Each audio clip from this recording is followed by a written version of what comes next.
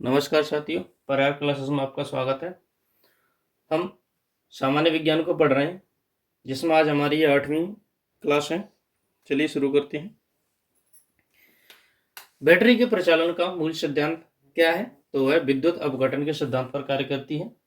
बिजली के बल्ब का फिलामेंट किससे बना होता है? तो वह टंगस्टन का बना होता है। बिजली के बल्ब का फिलामेंट, अंदर की जो स्प्रिंग होती है वो मुक्त रूप से निलंबित चुंबकीय सुई किस दिशा में टिकती है? तो वह दक्षिण में टिकती है। वह उत्तर दक्षिण की ओर टिकती है, तो दक्षिण में कह सकते हैं। चुंबकीय कंपास की सुई किस ओर इंगित करती है? तो वह चुंबकीय दक्षिण को दिखाती है। विद्युत मात्रा की इकाई क्या है? तो एम्पियर से हम विद्युत मात्रा को मापते हैं। विद्युत बल्ब का तंतु किसका बना होता था? टंगस्टन। तो तंतु भी कह सकते हैं, फिलामेंट भी कह सकते हैं हम इसे।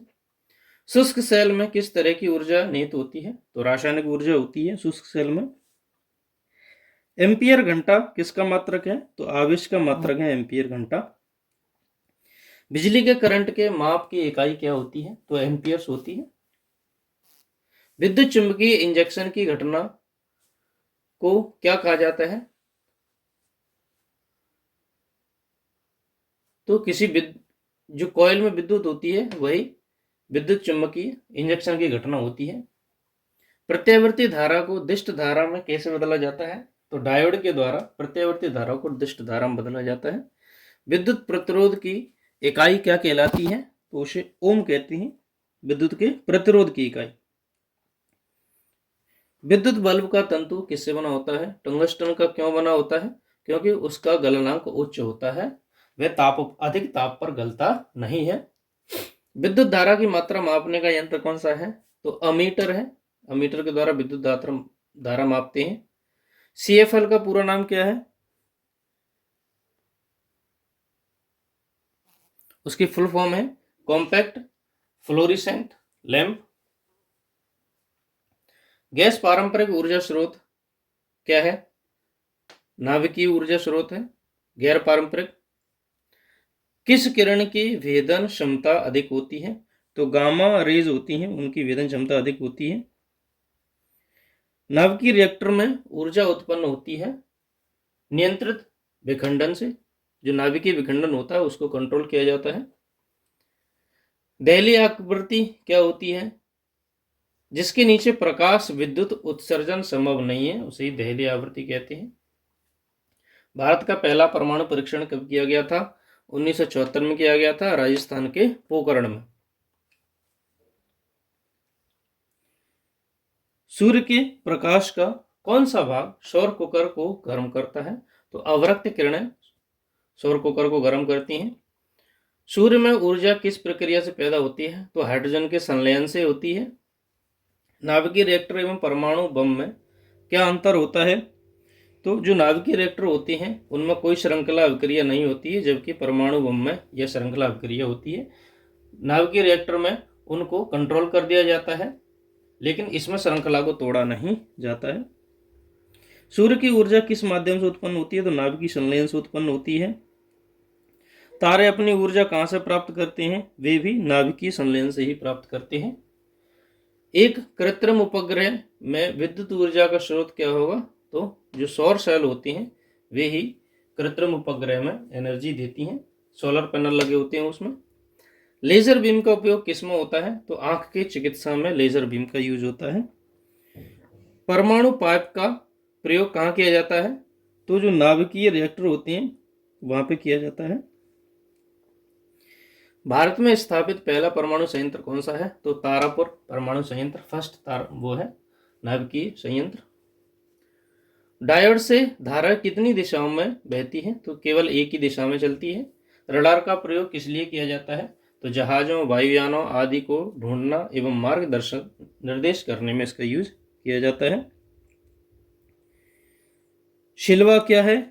तो ये फ्रांस द्वारा आयोजित यूरेनियम संवर्धन की परमाणु लेजर विधि है। विद्युत चुम्बकीय तरंगें क्या होती हैं? ये एक्सरे तरंगें होती हैं।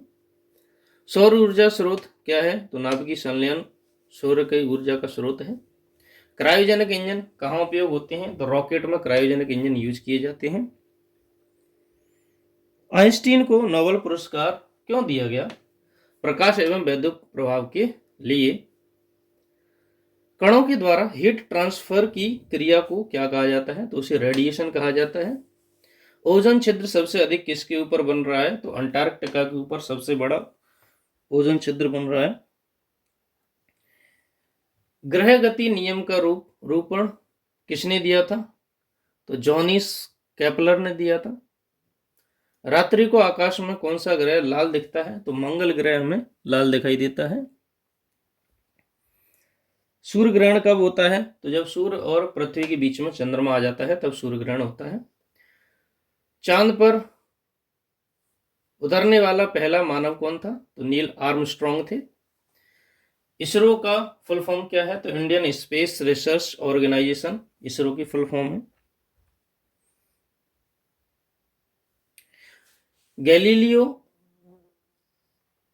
कौन थे? ये खगोलविद थे। आकाश में सबसे चमकदार तारा कौन सा है? तो सीरियस सबसे ज्यादा चमकता है। जो सीरियस है वही सबसे ज्यादा चमकेगा। किस ग्रह को सूर्य का एक चक्कर लगाने में सबसे अधिक समय लगता है? तो प्लूटो को सबसे ज्यादा समय लगता है। सबसे अधिक तेज अक्षीय गति वाला ग्रह कौन सा है? तो वह बृहस्पति। पृथ्वी की गोलाकार छाया चंद्रमा पर कब पड़ती है? तो चंद्र ग्रहण के समय गोलाकार छाया पड़ती है। तारों का रंग किस पर निर्भर करता है? तो उनके जो टेम्परेचर है उसी पर डिपेंड करेगा तारे का रंग। ब्लैक होल क्या है? तो एक ढह सितारा है, यानी कि खत्म होता हुआ एक तारा है जो कि अपने अंदर सभी को समेटता है।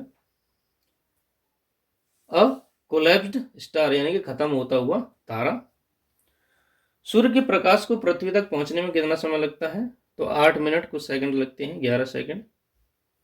ब्लैक होल क्या है?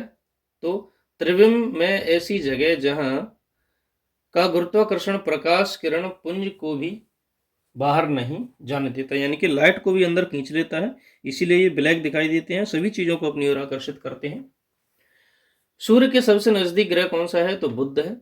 ब्लैक होल की जानकारी सबसे पहले किसने दी थी? तो एस चंद्रशेखर ने दी थी ब्लैक होल की जानकारी। मेघनाथ शाह किस योगदान के लिए जाने जाते हैं? तो खगोल भौतिकी यानी कि एस्ट्रोफिजिक्स के लिए जाने जाते हैं। सोलर सिस्टम को किसने खोजा था? तो केपलर ने सोलर सिस्टम को खोजा था। हे ब्रिज से किसको मापा जाता है? तो इंडक्टेंस को हे ब्रिज से नापा जाता है। सोनार अधिकांशतः प्रयोग में लाया जाता है 9 संचालकों के द्वारा। तो आज की वीडियो में सिर्फ इतना ही। वीडियो को अंत तक देखने के लिए धन्यवाद। Thank you.